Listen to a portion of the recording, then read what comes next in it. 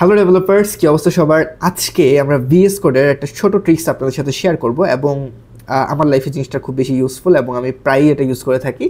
I thought আপনাদের সাথে share করে ফেলা উচিত। সো আমি একটা এক্সাম্পল দিব। আমি এক্সাম্পলের জন্য হচ্ছে আমাদের একটা পাইথন প্রজেক্ট ফাইল ওপেন করলাম অ্যান্ড এখানে আমরা দেখতে পারতেছি যে এখানে পাইক্যাশ নামের একটা ফোল্ডার ক্রিয়েট হয়ে আছে প্রতিটা জায়গাতে। বেসিক্যালি হচ্ছে পাইথন ফাইল এক্সিকিউট করলে ওইটা বাইট কোডে কনভার্ট হয়, কম্পাইলার বাইট কোডে কনভার্ট করে এবং ওইটা হচ্ছে পাইক্যাশ ফোল্ডারের ভিতরে রাখে আর কি। সো এটা আমি ডিলিট করে দিলেও আবার যখন এক্সিকিউট করবে এটা আবার ক্রিয়েট হয়ে যাবে। সো আমার কথা হচ্ছে আমার প্রজেক্ট স্ট্রাকচারটা আমি ক্লিনার পছন্দ করি। সো আমি চাই না আননেসেসারি এই ফাইলটা থাকুক, যেহেতু এটা ডেভেলপমেন্টের কাজে লাগতেছে না। সো আমি সেটিংসে যাব অ্যান্ড সেটিংসে গিয়ে আমাদের সেটিংসের সার্চ বারের মধ্যে আমি হচ্ছে লিখব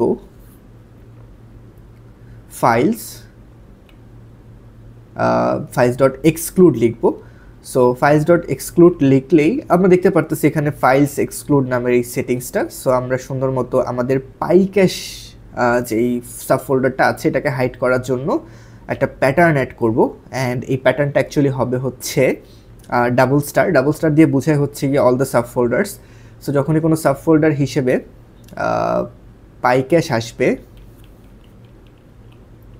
তখন আমরা চাই জিনিসটা হাইড করে ফেলতে। সো এখন আমরা দেখতে পারতেছি সাইডে কিন্তু ঠিকই আমাদের ওই পাইক্যাশগুলো দেখা যাচ্ছে, এই যে পাইক্যাশ ফোল্ডারগুলো দেখা যাচ্ছে। আমি এটা গিট ইগনোর দিয়ে রাখছি, এই জন্য হচ্ছে জিনিসটা একটু আনসিলেক্টেড ওয়েতে আছে।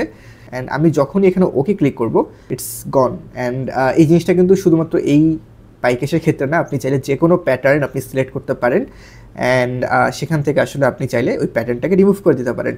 এইটা আপনার ফাইল সিস্টেমটাকে অনেক বেশি, ফাইল স্ট্রাকচারটাকে বা প্রজেক্ট স্ট্রাকচারটাকে বা ফোল্ডার স্ট্রাকচারটাকে অনেক বেশি ক্লিনার দেখাবে, যেটা আসলে আমার কাছে খুব পছন্দ এবং আই বিলিভ অন্যান্য ডেভেলপারদের কাছেও খুব পছন্দ। একটু কমেন্ট করে জানাবেন যে আপনাদের কাছেও কি আসলে ক্লিনার ফোল্ডার স্ট্রাকচার পছন্দ নাকি।